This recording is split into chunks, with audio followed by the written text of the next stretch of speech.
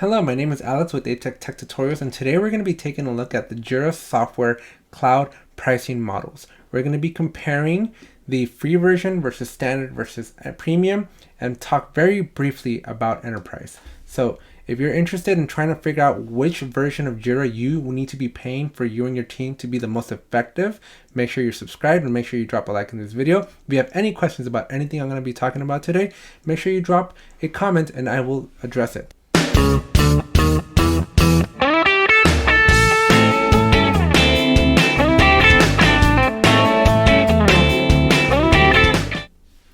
All right, so we're going to be switching on over to Atlassian.com/software/Jira/pricing. And we are going to be taking a look at specifically at Jira software and the cloud version. There is a data center. We're not going to be talking about that today. We are going to be focusing on the cloud. So the first thing is I'm going to limit it to just one user. One user gives you a feel for the pricing of each user. This number can scale. So if you have 100 people in your organization, right, or if you have 1,000, you can kind of scale to see what the price is going to be per month. You can also toggle annually, so you get a pretty good indication of what it's going to cost you per year. One thing I do want to note before I jump into going into the rest of the analysis is in the enterprise version, one of the key benefits that you get that I don't think enough people talk about is if your organization uses single sign-on, Atlassian has a separate product called Atlassian Access, which allows you to manage your single sign-on. That price, when you buy Atlassian Access, is a separate added cost to this $85,000 you see here. When you're an enterprise, that subscription to Atlassian Access is folded into the price already.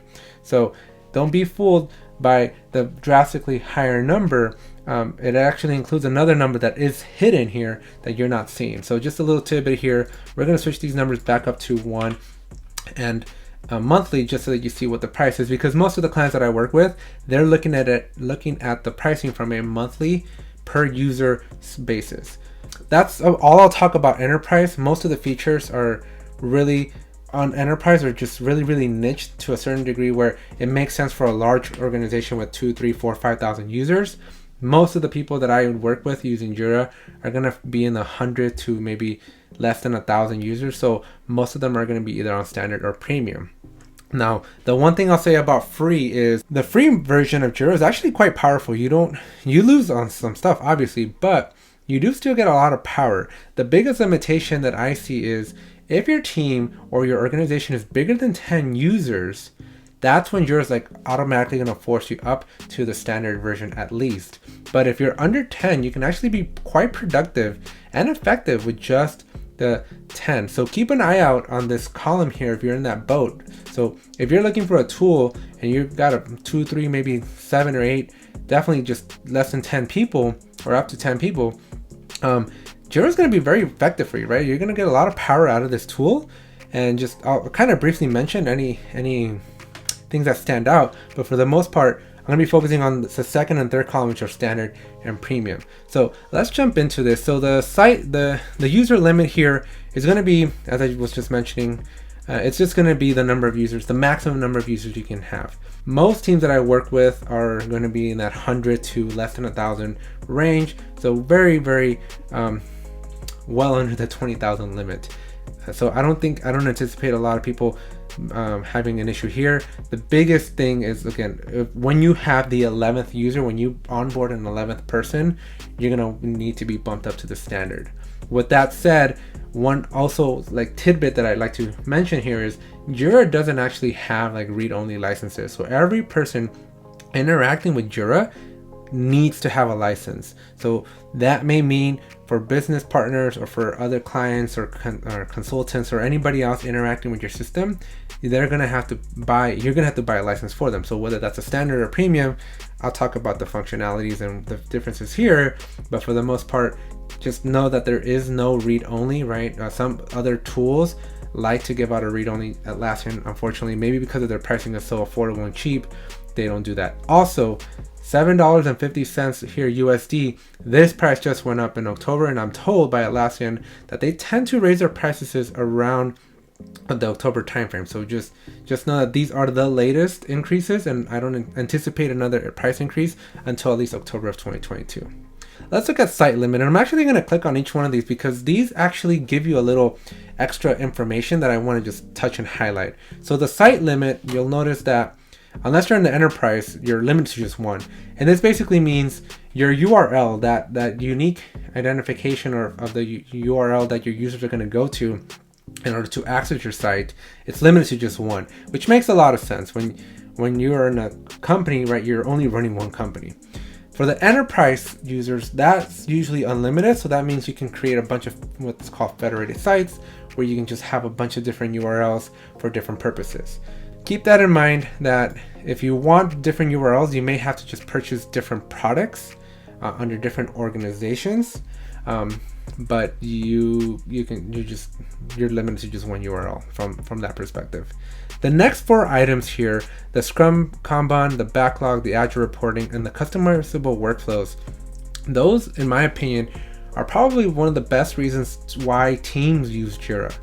A lot of other project management tools that at least try to be agile, I don't think they do it very well. I think Jira's implementation of Scrum and Kanban is not compared, like, it's the best. I don't think there's any other tool that comes close to it.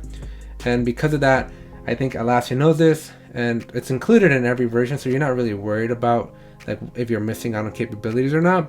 But I just wanted to touch that the reason people come over to Jira is going to be for these next 4 items.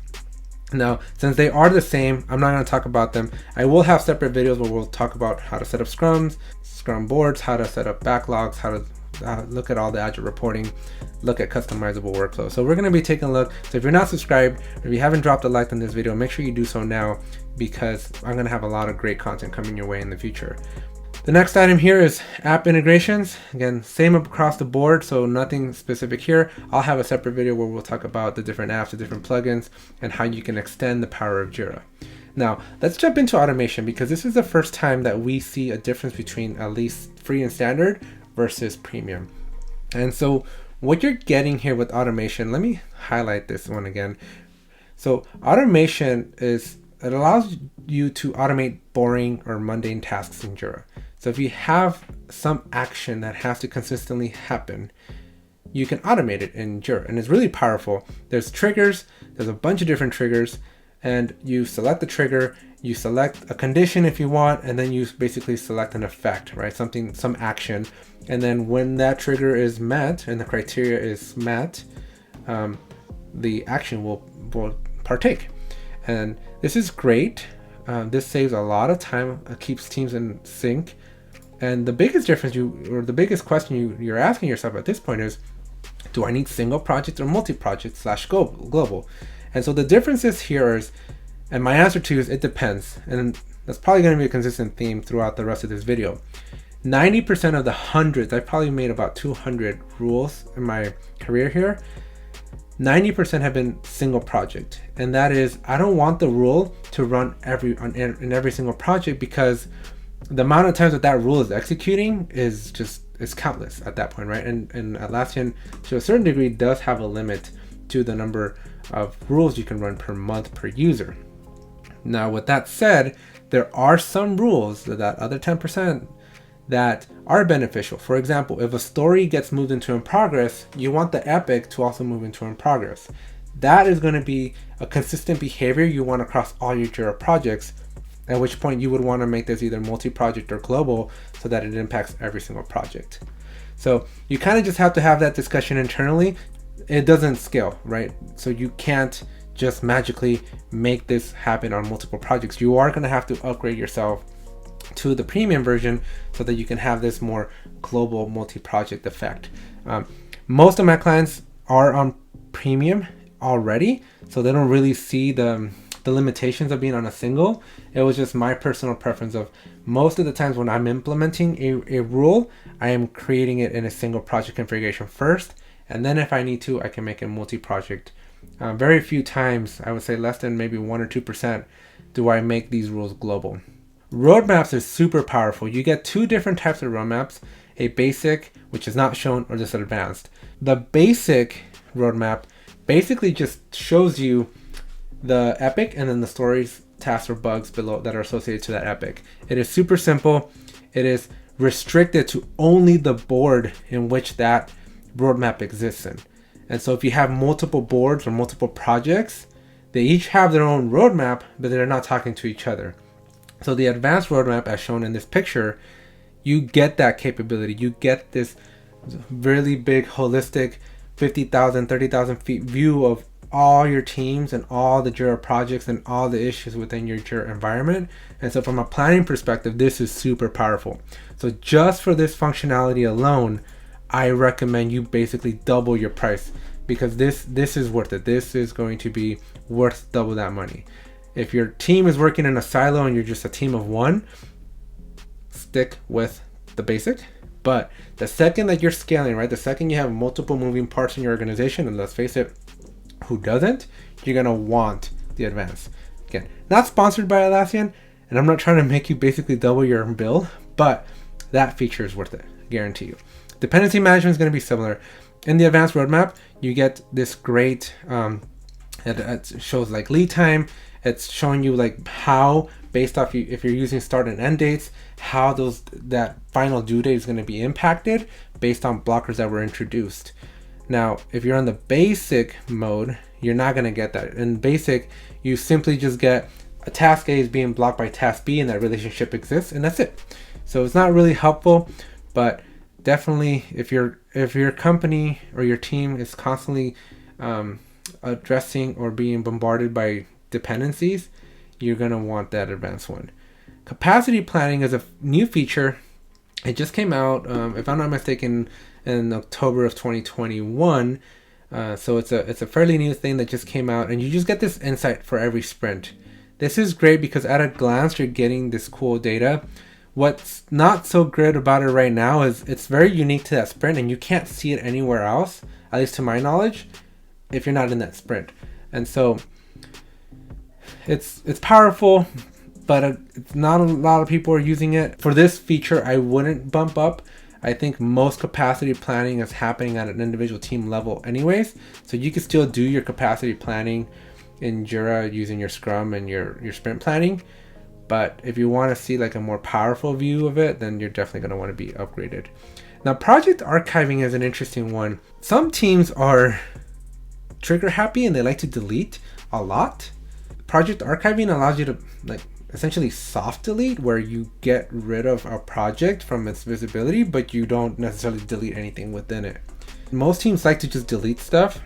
I am of that mindset of like, let's preserve historical content. So if you share that similar mindset, maybe project archiving is a functionality you need, in which case, again, premium only. Now we're going to go into a different category of admin controls. Domain verification, session duration management. These are things that you're just never going to really use, so not too important. The project roles, advanced permissions, these two are pretty powerful. This is something that you do not get in the free. Now, this might not be a deal breaker because in the free version, you really only have like less than 10 people. So restricting access to your projects or giving certain people the ability to create and another person the ability to only view might not be as important. But once you bump up to at least the standard version, you get these powerful like little levers that you can pull here to make the access to your project be a little bit more controlled. That's pretty much it about project roles in advance. These admin insights here, these more newer features that give you just more power into like how many users are being used. So if you're running into like a licensing restriction, right, where you might have too many users in your environment and you're just trying to figure out, well, who's still using my environment, this is yet another great feature for you to bump up to premium. Sandbox here, this is powerful. A lot of teams like to experiment, they like to test plugins out, they like to do a lot of stuff before they bring it into their production environment. And the Sandbox environment that you can do here is super powerful. You can take a direct copy of your production, bring it over to a Sandbox, then you can play with stuff. You can go crazy, you can introduce all kinds of plugins, you can give access, you can do a bunch of different things without impacting production at all. And that is another great reason why I would recommend you bump yourself up to the premium version. Release tracks, haven't quite used it yet, right? But most teams, you can control when and how changes are released with release tracks. I think this is a really great feature for those organizations that are a lot more mature. If you're interested in this, let me know in the comments. I'll make a special video for this. But most of my clients that I'm working with are not leveraging this capability. So if you're interested in release tracking, I would not recommend you upgrade from standard to premium for this functionality alone. Now, this last section here, second to last section, are all about more like governance and security. So across the board, you're gonna pretty much get the same thing. Here's that Atlassian Access thing I was talking about, where it's an additional fee. Don't think that they call it out here, but there is an additional fee for this, right? But you do get it with Enterprise. Password policies, encryption, all of this is pretty standard. Audit logs is something you're gonna get not in the free version, but it's gonna be in the standard and premium. I've used audit logs a couple of times. They're not very valuable. You'd be surprised. You don't get as much, like you don't really get to find out who deleted stuff and things like that, but you do find more macro level things. So I've used it a couple times just to do some investigative work, but I've come up short pretty much every time because I just don't find them that useful. Anonymous access. This is good if you're a front facing company where you are intentionally opening your Jira up for the public because there's information that needs to be viewed. For example, Jira itself, the makers of Atlassian, right? They have a Jira that's public facing so that people can submit tickets and see the statuses of new features, right? So this is possible through anonymous.